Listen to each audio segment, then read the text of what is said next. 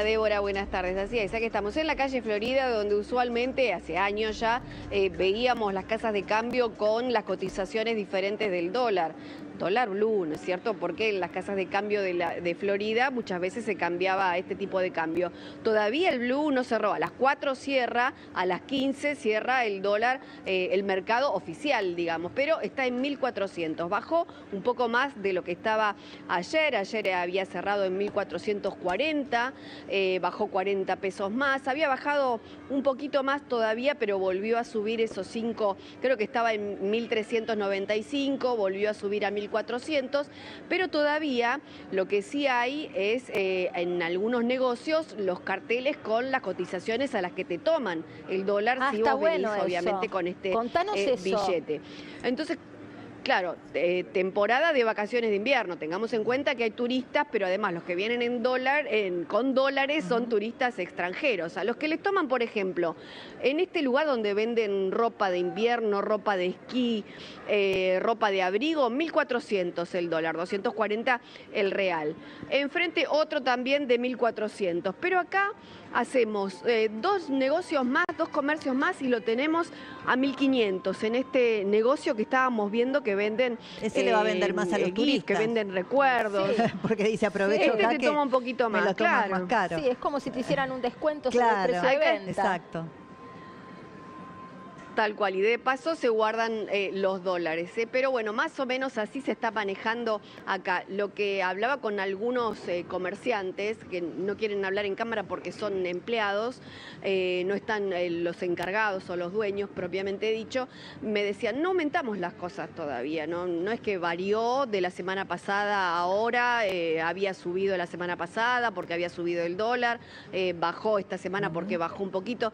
Se están manteniendo con los precios hasta ver un poquito cómo sigue la mano en concreto, ¿no? Porque dicen, no sabemos bien en cuánto se puede estabilizar. De una semana a otra, 100 pesos por lo menos bajó, porque el viernes pasado había cerrado a 1.500 prácticamente. Bueno, entonces, bueno, hay que ver si sigue más o menos estabilizado, si baja un poco más. Bueno, están aguantando un poquito en ese sentido, pero sí, mucha gente caminando por acá. Les decía, bueno, vacaciones de invierno, mucha gente del interior de nuestro país que viene a pasear a Buenos Aires y también muchos turistas de afuera, sobre todo brasileros. Perfecto. Y si hay turistas que andan por el Paseo Alcorta, ojo con Bimba y Lola porque te toman dólar oficial. Que no los incauten, mirá, que no sean incautos. A 900 pesos. Sí, sí, así que conozco una amiga que, no quiero decir estafa porque se avisa, pero cuando uno no está debidamente informado, prevenido, viste, ojo con ese local del Paseo Alcorta. Ojo al piojo. Nada. La televisión es servicios, mi querida Carla. Bueno, servicio, totalmente, totalmente. Sí, está buenísimo. Después, si tenés algunos precios más de dólar billete que se tomen locales, nos encanta saber eso. Gracias. Ya volvemos. Dale. Gracias. Hasta luego. Bueno, vamos a hablar con Ramiro Castiniere, que es economista. Un poco esta es la mirada, digamos, de la micro, ¿no? Vinculada con los vaivenes cambiarios en la Argentina. Pero preguntarte, Ramiro, porque viste que yo me refiero siempre a los economistas profesionales, tratando de correrle lo más posible el sesgo partidario a las opiniones que ustedes dan respecto de las últimas medidas del gobierno. Viste que está opinado. Hay quienes dicen que es cierto que estas últimas medidas han logrado bajar el dólar blue y también los financieros, pero que el costo es alto porque no baja el riesgo país y porque va en detrimento de la acumulación de reservas. Y otros que dicen no, la medida es correcta porque lo que busca el gobierno es que siga bajando la inflación y en algún momento encontrar la convergencia entre la tasa de evaluación oficial y la tasa de inflación. Bueno, no sé, ahí está un poco planteada la discusión. A ver, hay que mirar la macroeconomía en su conjunto, ¿no? ¿Qué pasó en el primer semestre? ¿Qué está pasando en el segundo semestre? En el primer semestre del año lo que sucedió fue equilibrar todas las cuentas públicas. Y los números son enormes. Estamos hablando de que el déficit que heredó este gobierno era equivalente a 90.000 millones de dólares.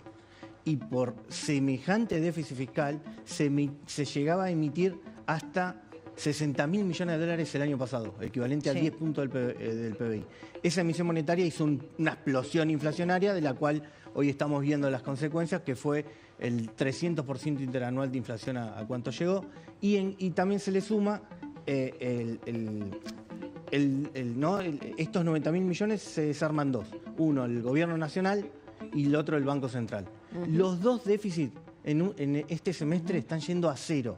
Eso es importantísimo. Entonces, sí. Una vez que logró estabilizar, y de hecho recién acaba el ministro Caputo a anunciar por Twitter de que el gobierno logró en el mes de junio equilibrio fiscal, ¿no? Superávit financiero. En consecuencia, una vez cumplida esta etapa de equilibrar las cuentas públicas, es cuando el Estado puede asumir el compromiso de apagar la maquinita. ¿Por qué? Porque ya no necesita financiar al Estado bobo con semejante déficit fiscal que llevaba la inflación al 300% interanual. Recién arranca esta segunda etapa, recién ahora se está apagando la maquinita, porque si bien el gobierno nacional ya tenía equilibrio fiscal 6 meses consecutivos con su superávit financiero, el Banco Central, con su emisión endógena por los intereses de la LELIQ, tardó 6 meses en solucionarlo. Sí. En consecuencia, recién ahora arranca la segunda etapa, a la que le sumó el fin de semana, es decir, yo no voy a emitir un peso más, ni para financiar el Estado, ni por la compra de dólares. Solo contra reservas. Es decir, ahora vos fíjate que antes ya ni contra reservas quiere emitir. O sea, la emisión la quiere llevar a cero. Emisión cero. Entonces ya no emite para financiar al Estado, ya no emite para comprar los dólares y la jugada es compro en el oficial, termino vendiendo en el paralelo, en el neto... hago diferencia. Hago diferencia. Y un punto no menor para encontrar la diferencia con el pasado. En el pasado el Banco Central se fumaba las reservas, porque se fumaba el stock, lo que vendía era el stock, era una macroeconomía directamente con déficit comercial. Directamente, no había entrada de dólares en la economía. Entonces el Banco Central lo que hacía es, muchachos, tenemos este puchito de dólares, vamos a reventarlo hasta llegar a las elecciones. Esa metodología la usaron en el 2015, de hecho Cristina se fue vendiendo dólar futuro porque ya no tenía más nada que vender, y Alberto Fernández nuevamente hizo lo mismo, reventó el Banco Central y se fue con menos 11.000 millones de reservas en el Banco Central. En la suma de los dos, la estrategia de reventar el Banco Central, Cristina se fumó 50.000 millones de dólares, Alberto Fernández se fumó 20.000 millones de dólares. El Banco Central hoy tendría que tener de piso 70.000 millones de dólares. Javier Milei heredó cero.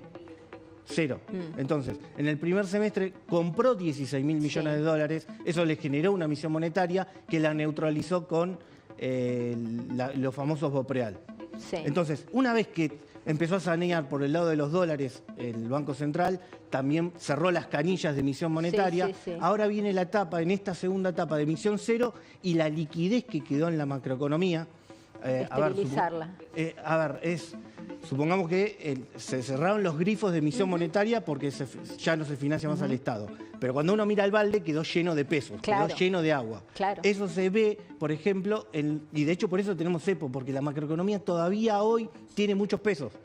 Y eso que se hizo un esfuerzo tremendo para reducir el stock. Hacemos justo un punto ahí, porque a la pregunta de Débora le ensayó una respuesta Federico Sturzenegger anoche en Más Nación. Si les parece, lo escuchamos en este dilema: ¿acumulo reservas o bajo la inflación? A ver.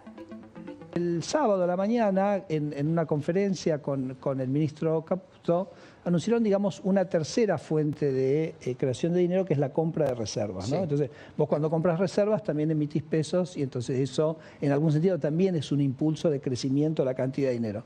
Entonces, él básicamente creo que lo que se anunció es decir, la prioridad es la baja de la inflación. Y si eso implica acumular menos reservas, digamos, se va a hacer porque en tanto en cuanto las reservas generen un impulso de emisión adicional, eso es lo que hay que cortar. Entonces, ahora, el foco es eso. Claro, acá él da la respuesta, solo que hay economistas profesionales que dicen no, para mí el costo de acumular menos reservas es mayor que el beneficio. Sí, no es adecuado, o bueno, no están de acuerdo, no lo sé, te lo traslado porque son ustedes los que efectivamente saben, ¿no? Pero ahí Sturzenegger es muy claro, dice, nosotros sabemos cuál es en el costo-beneficio, pero para nosotros es más importante seguir bajando la inflación. El costo de no acumular reservas al mismo ritmo. Sí, a ver, se va a reducir más en este mes, julio y agosto, tiene la combinación de un montón de pago de deuda externa, estamos hablando de 3.000 millones de dólares en el mes, y se le sumó que producto de toda la destrucción del sistema de precios en la economía, se destruyó el sistema energético y Argentina, ahora lo tomamos como natural que Argentina importa energía en invierno, pero es consecuencia de haber destruido el sistema energético. Sí, con la política de subsidios, bueno, es una larga historia. Ahora, yo igual tengo ahí una duda. Julio y agosto son meses de mucha exigencia de dólares, producto de tomar mucha deuda y reventar el sistema energético. Mi duda es la siguiente, porque recién Marina en otra entrevista hacía una referencia a un tema que es muy importante, que es el eventual levantamiento del cepo, ¿no? Entonces algunos dicen, claro, si acumula menos reservas de las que podría, el levantamiento del cepo está más lejos. Pero otros dicen lo contrario. Si el gobierno encuentra lo que Milei dijo a una pregunta, creo que de Lucas Morando en el Twitter, cuando haya una convergencia entre la tasa de inflación y la tasa de devaluación del oficial, que es alrededor del 2%, estaremos más cerca de levantar el cepo. Entonces, a lo mejor este es un camino distinto. No sé, te lo pregunto. Estructuralmente es equilibrar la oferta de pesos con la demanda de pesos. La oferta de pesos, recién estábamos hablando que el balde estaba lleno, pese a que cerramos los grifos, en consecuencia ahora es continuar reduciendo la oferta de pesos en la economía hasta que se equilibra con la demanda de pesos. Cuando se equilibra con la demanda de pesos, las restricciones, el cepo cambiario deja de tener sentido.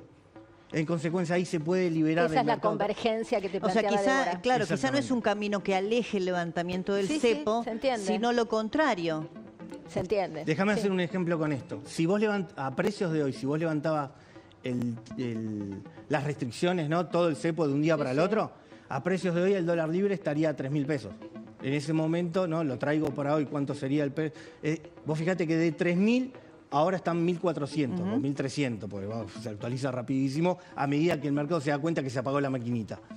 En consecuencia, vos fíjate que equilibrar las cuentas públicas, apagar la maquinita, el potencial que tenía el dólar libre pasó de 3.000 a 1.300. Ahora, te hago la pregunta porque más allá de estas cuestiones técnicas donde a veces nos perdemos y me pongo a la cabeza, la pregunta que se está haciendo mi vieja que está mirando el noticiero es, ¿todo esto va a servir para que la inflación siga bajando o los últimos números de la inflación, viste, vamos a poner 5 en números redondos, son los más complejos de bajar y nos vamos a estancar ahí? Pensando que todavía falta un montón de transparencia en materia de regulados, ¿no? de precios que han quedado pisados justamente para que no te afecte el índice general.